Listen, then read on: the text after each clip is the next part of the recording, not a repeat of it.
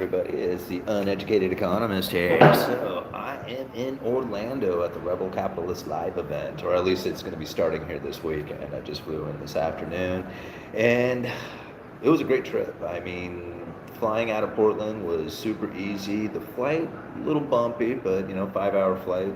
What do you expect? It's going to be completely smooth the entire way.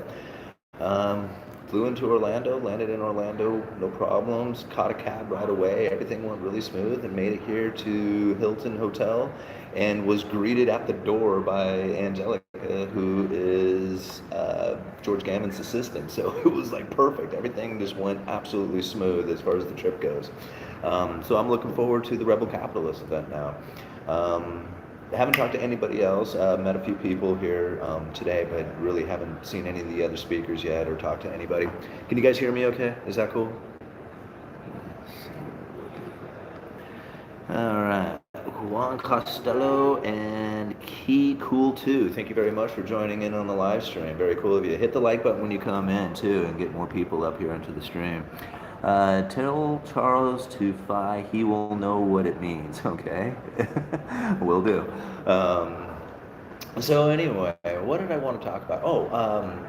Was listening to some people talk about mortgage rates and talking about the Federal Reserve raising interest rates causing the mortgage rates to go up. And this is something that I just heard about it again, and I wanted to interject into it and say has it really been going up with the Fed funds rate? Because the mortgage rate shot up quite dramatically months ago, and they've kind of plateaued off, and they really don't go up with the Fed funds. But everybody kind of has this perception of the Fed funds going up, and then that causing mortgage rates to go up. But it's not really working in lockstep like it once was, And we had actually addressed that. A while ago, when the Fed started to unload their mortgage-backed securities off their balance sheet, this was scary for a lot of people. They were going to say, oh man, this is going to cause the interest rates to just go crazy on these mortgages, as there's going to be a flood of mortgage-backed securities hitting the market. But a lot of people weren't really taking into consideration at the time that there was going to be less mortgages being written, less mortgages being refinanced, and that would... Hey, I'm doing really well, man. Thank you. And because of that, there was going to be less mortgages or a pool of mortgage-backed securities going into the market for the investors to buy. And that's pretty close to what I feel is happening right now. And that's the reason why you're not seeing the interest rates go up on the mortgages. Hey, all-nighter, right on. Are you in town yet? What's this? I'm here. We can start now. By here I mean in Florida. Right on, all-nighter. Well, I am too. So I look forward to seeing you, tomorrow maybe? All right, Fuzzy Dice, sup UE, what's happening there, Fuzzy Dice? But, and even now, when I talk to a lot of real estate agents and stuff like that, they still keep talking about the mortgage rates and the Fed funds rate, kind of working together. And again, I just don't see that, being the case. So. The Humongous rules the wasteland. What's up, Lord Humongous? Good to see you up in here. Where's the event in Orlando? It's at the Hilton here. I'm not sure which Hilton this is, though. But yeah, you can look it up. I left a link down in the description to the event there, so you can go and click that link, and I'll tell you which one it's at. And really, I just wanted to come out and say, hey guys, I made the trip, made it here, and just kind of wanted to say what's up, and let you guys know that I'm here at the Rebel Capitalist and up in Florida. Anyway, what time is it? Right now it's 10 o'clock, I think. 10:15 or so. The Paris Hilton there. Yeah, I don't see her anywhere. Although that would be fun to meet her.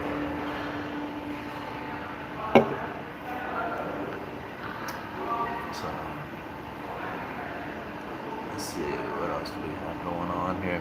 I read a story where there are 114 million vacant homes here in the U.S. to keep inventory down and prices up. Yeah, and I've heard that same thing as well. It makes me wonder, what are these homes? What are these vacant homes? Are they vacation rentals? Are they just second homes? Are they third homes? Are they just investment properties? Somebody bought some property just so they'd have a place to put some money, and they don't really have any use for the property other than just a place to park money, which I can't imagine that being the case, but I guess it could. These are the type of things that we have to really take into consideration, why is there a low inventory level? Is it really due to just houses not being lived in? I mean, I can even think to, like, right now in the town that I live in, which has a shortage of homes.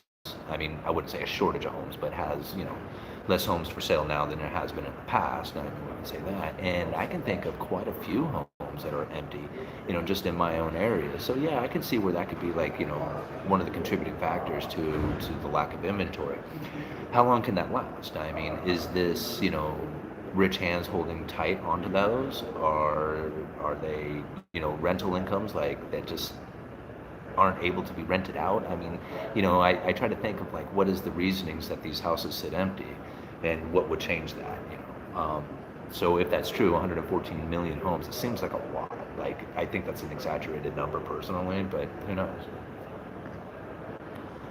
Let's see.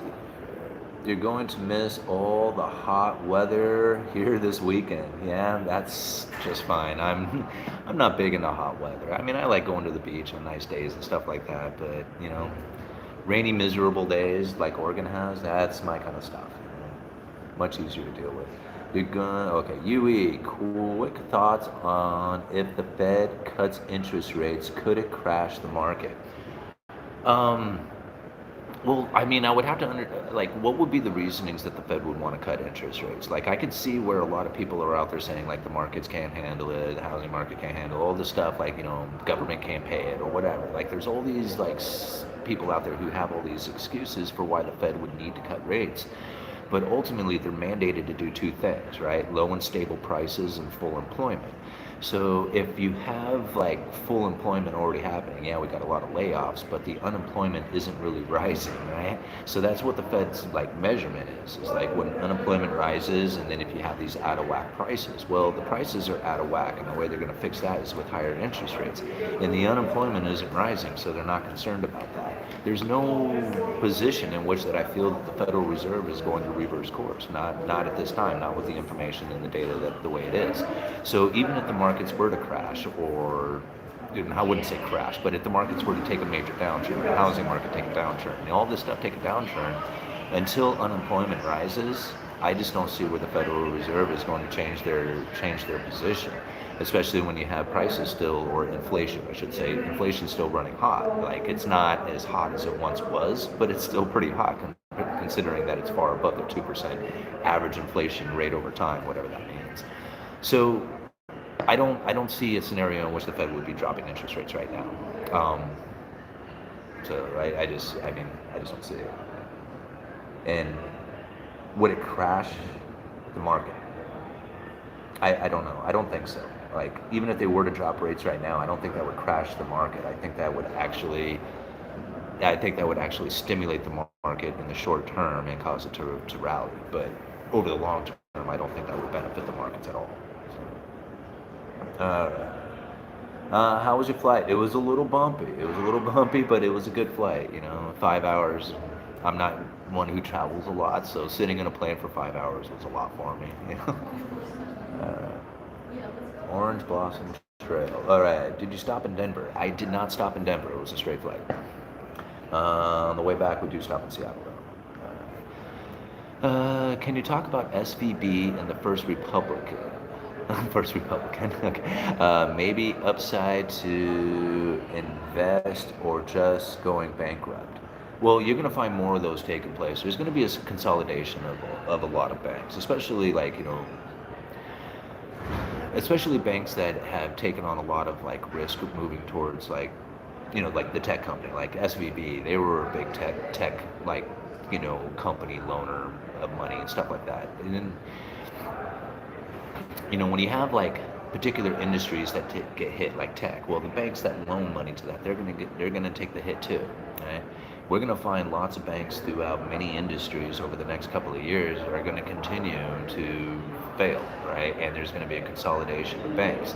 Now, a lot of people are saying that this might be, like, done on purpose, which it kind of is, but then really, if you think about the way that the new money comes into the system and how it comes into the system, it's really just kind of the natural progression of things as the dollar fiat currency system, runs its final legs here. I mean, this is the end of the debt-based currency, unless they can come up with new concepts for it. But really, this is how you see it die. We were a manufacturing state. We pushed that manufacturing out to other cheaper nations. We started issuing out a lot of debt for our new money. Instead of manufacturing stuff to get our new money, we issued debt. We've run that course. I mean, it's coming to the end. Now, can it go for more years? Sure. I mean, they can come up with all kinds of schemes to maybe even make it last another, 10, 15, 20, who knows? I mean, it could last another year. It's like, this is very difficult to understand because we don't really know what it is that the Fed is planning on doing for the emergency actions as these bankruptcies continue. Like, there's going to be a consolidation of banks. You may find at the end of this, whatever it is that we're running through, however many years it takes, we may find that there's really only a handful of banks left in this nation, and we all have to do our banking through those handful of banks. It would make a lot of sense, especially if you're thinking there's going to be central bank digital currencies coming into the system. There just wouldn't even really be a need for banks like we once had. So, there was a time where anybody could open a bank. You could just be part of the whole banking system. You had enough money to lend out there. And things are going to change on that. It's not going to be like it once was, as far as having a bunch of little tiny regional banks and little independent banks and stuff like that. I think all that's going to go away once the central bank digital currencies really kick in. And I think this is kind of like what's end up the natural flow of it going towards it. I mean, is it done on purpose? Sure. I mean, the whole fiat currency system is a purposefully done thing. It's not a good thing, but it was purposefully done. And how do you stop this from happening? I don't think you can. I think this is just the natural course of a fiat currency once it started. It has a lifespan to it. Airbnb, probably. Yeah, I kind of agree with you, Jesus. JP Morgan Chase is going down next. Okay, I believe you, Lord Humongous, because, well, I'm not going to deny that at you. But I already played the game where we were going to crash JP Morgan back in 2011 with Max Kaiser. And if JP Morgan fails, finally, good. Yeah, but I don't know. Alright, issue is people have nice interest rates and don't want to get out of them. Yeah, I mean, I know I'm one of them. Even if I wanted to move, what would I do? I mean, I get out of an interest rate at 3% so I could get in at 6.5 or 7. I mean, no, most people who are sitting on a 3% interest rate on their primary residence are probably going to stay. That's not going to change. I didn't hear your question. I was doing a 30,000 foot explanation of de-dollarization for my buddy. No, I was just wondering if you're in town yet, bro. Hey, UE, toxic mortgage-backed securities. Yeah, that's about right, too. Hello. Hey, how you doing? All right. Can you see my messages? Yeah, I can see your messages. Where is it? Oh, there. I already read it. Yeah, okay. What happened to your car? Yeah, it's on the other side of the country right now. All right. It's bootleg. Okay, cool. Thank you. Let's see. CJ's okay. Welcome to Central Florida. Well, thank you. Yeah, this is my first. Well, I guess this is my second trip to Florida. I mean, I went to Miami a few months back, but yeah, I haven't really got to venture around Florida. At least when we went to Houston, I went down to Galveston. That was kind of cool. But we did. I guess I did wander around a little bit in Miami, but not enough to really get a good feel for the city. Jerome Powell and Janet Yellenstein for Thunderdome. 2 men enter, 1 man leaves. It would be fun to just watch those two just do a celebrity boxing match. It would just be fun. Who are you most excited to meet there? I mean, I don't know about necessarily excited to meet, because a lot of the people that I've wanted to meet, I've met. I haven't got to meet Peter Schiff personally. I haven't got to shake his hand yet, so that's gonna be pretty cool. But I talked to Peter for an hour here on my channel. We did an interview with Peter. So I'm not sure. I mean, I'm looking forward to meeting all these guys. I mean, I really am. I don't know. Like, I mean, I like Brent Johnson and Jeff Snyder. I like their stories, because they're a lot of line. I align a lot with them and their thinking. So I'm looking forward to seeing them. I'm looking forward to actually meeting Steve Van Meter. I did briefly meet him last time, but it was very, very quick, and I don't even know if he remembers. So I would like to actually sit down and talk with Steve Van Meter. So that I'm looking forward to that one. Um, yeah, I don't know. I'm just excited to be here. I'm just excited to be here in general. Not, I mean, all the speakers are awesome people, and I've been following them for so many years. It seems like I already know them, and then they treat me like they know me too. So it's like I feel like I'm really just kind of hanging out with friends, and it's weird to think, but yeah, it really feels that way. Um, okay, I don't look for them to cut for a while. 2024, maybe before the election, history tells us. I'm thinking that we're probably not going to see anything happen until the unemployment rises. Like that's really like a lot of people think about like the political end of things, and I mean, yeah, that could be, I mean, that could be a contributing factor to it. But really, I don't think the Fed really gives a shit about who is in office. I think that they are really more concerned about their monetary policies, and that's it. Now, I know a lot of people will disagree on that one, but it's just the way I see it. And so I looked past all the political stuff and just looked for what the Fed's mandate is, what they've said in their speeches, and what I feel that they're going to do because of, their past that they've said. That's pretty much it. Um, like there's I mean there's like little doubt in my mind that once the 2% inflation rate has been hit, people are going to be like, okay, there it is, the Fed's target has been achieved, they'll be dropping interest rates now, and they're not. They're going to hold those higher for longer than what anybody was anticipating, and that is very different from what the Federal Reserve has ever done before. So like there's changes to the way the Fed is conducting themselves that is not the way that they used to do it. And when most people are really anticipating the Fed, acting the way that they used to act, they're going to end up getting burned from that. At least that's my opinion on it. Should a person sell silver to pay off debt? No. Save silver, save your money in silver. I mean, this is my opinion. This is what I do, right? Is I put my savings into silver and I pay off debt with cash, right? And I pay.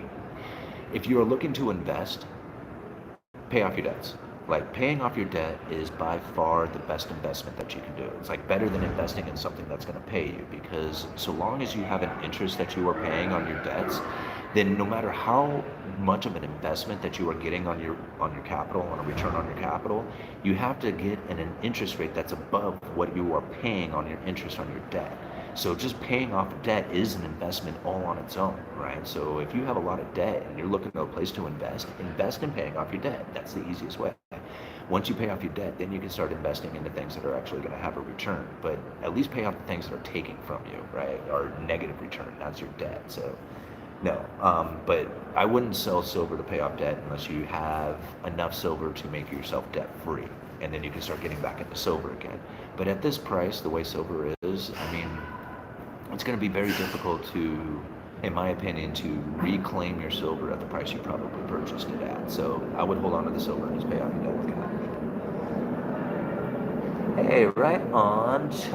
What is that? Chop McDowell? Thank you very much for joining the channel, man. I really appreciate that. It's very cool of you guys to become members of the channel. And, I'm getting close to 100 members now of the channel, which is actually quite incredible. It's, I don't know, somewhere between 50 and 100. I can't remember what it is this month right now. But that's really cool of you guys to join the channel. And I would love to have like a channel, like the membership of the channel to be like, 1,000 people, 10,000 people or something like that.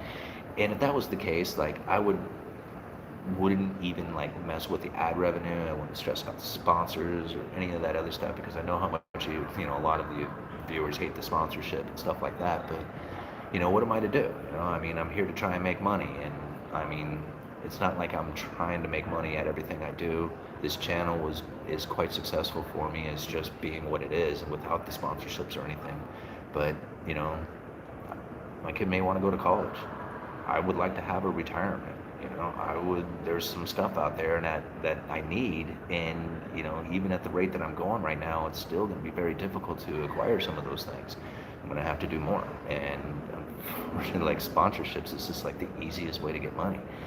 Um, you know, but if I could get like a membership channel to grow like really huge, man, I'd just dump all that stuff, add other stuff, and just stick to the channel. Welcome shop, yeah. NASCAR museum right down the road. Yeah, we were thinking about doing that tomorrow.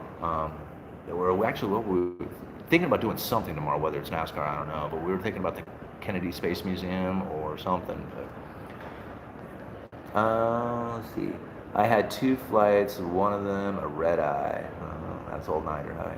Have good times at George's event. Glad you had a safe trip. Yeah, I'm looking forward to it. I'm looking forward to it. Jamie Dimon bank numbers came out today. 53 trillion in holding. Simon, ask where the 900 million ounces of physical silver is in the J.P. Morgan vault. I know, right? I mean, the paper, like the Crash JP Morgan Buy Silver campaign, I was very much on board with that. Like I'm like, hey, let's do it, man. Let's crash JP Morgan. Everybody out there, if we all ran out and just bought a couple ounces of silver, we could crash JP Morgan. That whole silver manipulation paper game, I was very intrigued into that for a very long time, and it still takes place, right? Even today, it's still very prevalent within that market. I think of it as a gift.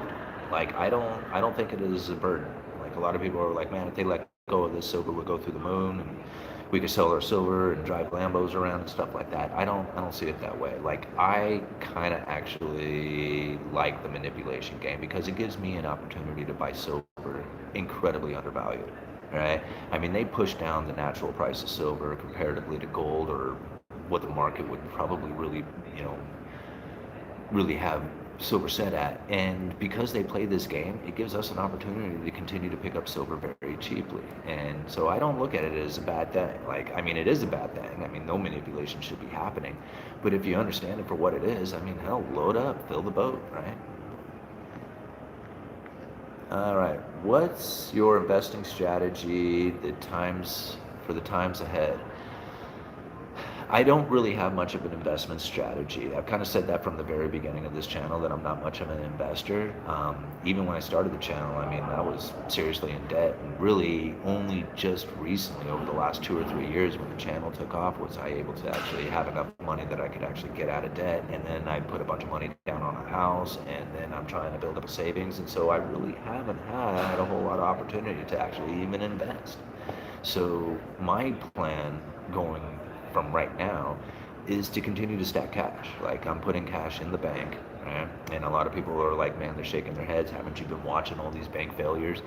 I have been, and I knew that this was actually going to be coming ahead of time. Like, I mean, people ask me about this. Do you feel safe with having your money in the bank? And before the banking collapses started to take place, before the bankruptcies, and I said, yeah, I do. Like, I mean, for one reason, I want my money in the bank because I may want to get into real estate. And if you're going to get into real estate and you want to take out a loan, then you have to prove where that money came from. And if it's already in the bank, they don't ask you, right? They don't question where it came from.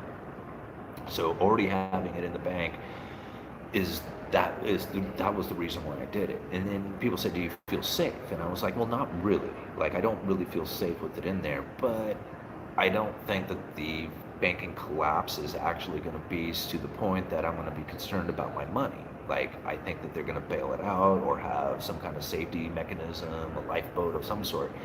And is that like a realistic way of like looking at your money, to have it on such a thin line of like, possibilities of losing it? No, it's not a good way of doing it. But I'm not that concerned. I mean, I'm not sure why it is. Maybe it's just from one of the things that I've read from the Fed and just the actions that they took with, these particular bank failures, is that they bailed out everybody, even those who had more than $250,000 in their bank accounts or whatever. They bailed out everybody, and it was just like, so yeah, I told you that was what their plans are, because they know these banking collapses are going to take place. Like, they're consolidating the banks to set up a central bank digital currency. Like, I'm not saying that's what's going to happen, but that's what's happening, right? So, no, I mean, investing money right now, I think, honestly, like, it's probably, I, I just don't see anything safe to invest in right now. I just really don't. Everything that I can see out there has the potential to go down, except for maybe silver. Silver has very little downside risk. Um, and that being said, I mean, it's a pretty volatile metal. I mean, I've seen it down at $13 and it's at what, 25, 26, something like that. So you could lose a lot of money in silver as well, but comparatively to gold, I mean, you would have to see gold go down dramatically too, for silver to go down. I mean, the ratio between gold and silver is completely out of whack. Uh, but no, I just don't see anything as far as like a decent investment. If you want to get a return on your money, I mean, there's some, fixed income stuff out there. Some of the bond markets and stuff like that are paying a fairly decent interest rate on them. But again, like, I'm thinking over the next year, 6 months to a year, I don't know if gaining that interest off of that money is really worth it when you have a buying opportunity that may be coming into the future and you have it tied up in a bond. I don't know. I mean, I guess you could always sell the bond off or whatever. Anyway, um, I wouldn't be too concerned about investing for the next 6 months to a year. Like, I mean, there might be opportunities out there, and definitely jump on them when you see them. But as far as like all these opportunities presenting themselves, I think there's going to be one here in about 6 months to a year. You're going to start finding a lot more stuff that you can buy, that you can invest in. And then if you want toys, you're going to find a lot of toys. Like, people who bought expensive luxury items, they're going to be dumping those things out. All right. All right. Good to be seen. All right. Do you have any idea how the situation in the U.S. would affect a third country where we also use USD national currency in Latin America and El Salvador? Yeah. Take a look at I don't know, just about any nation out there that backs their currency with the dollar. I mean, ultimately, what ends up happening is that when the dollar strengthens, all right, when the dollar strengthens, there's nations out there who have written their bonds. They're called offshore bonds. They're written in dollars, right? So, some other nation out there, even China has done it, right? Where they will write bonds that are due in US dollars. The United States actually did this back in the 70s too. They were called Carter bonds, where they issued out United States debt that was due in German marks and Swiss francs, right? We couldn't even get a decent interest rate on our own dollars, so we had to sell bonds in some other foreign currency. That's what other nations do, right? Because they get the better interest rate off. So when other nations are selling their bonds in US dollars, that means they have to come up with US dollars in order to pay those bonds back, right? So when the bonds come due and they don't have the dollars, they're in bad shape, right? Trying to figure how it is that they're going to come up with these dollars to pay these bonds. And if they don't, then they go into default, right? So they start failing.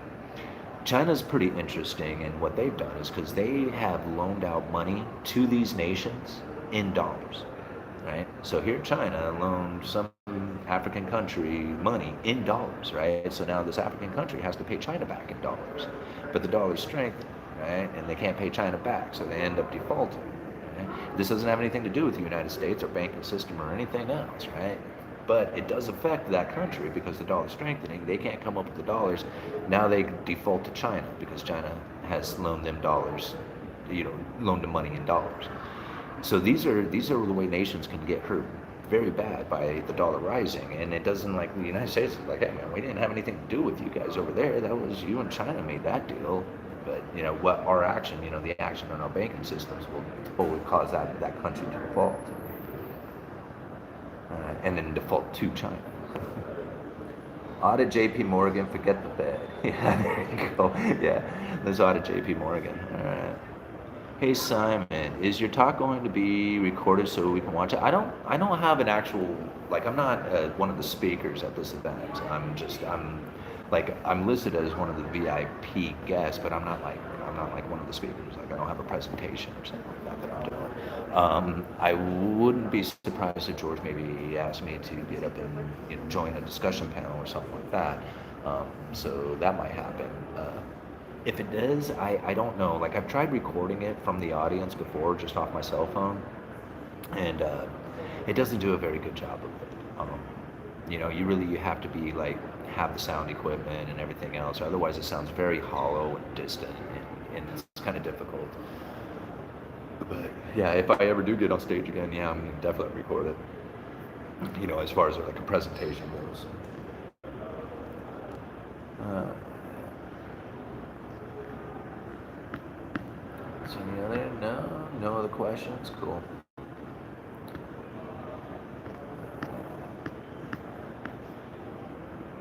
So, any other questions, or should we just call it a night? I just really wanted to come out and say, hey man, I made it to the Rebel Capitalist, let you know that I'm here, and just wanted to let you know how the flight went and all that other stuff. So, anyways, but it is getting kind of late. I should probably go up and crash out for a while. But I really do appreciate everybody hanging out and joining in on this live stream. We had 166 of you. Got another person to join the membership to the channel, which is awesome. You guys are always so very cool. And yeah, I'm looking forward to hanging out here at the Rebel Capitalist. And I'll come back on, maybe try and do some videos while the Rebel Capitalist event is going on. Maybe try and get like, I don't know, an interview or something like that in the middle of it all with somebody, if they're willing to talk. Try and do something like that. Anyway, thank you guys so much. Uneducated Economist. You guys let me know.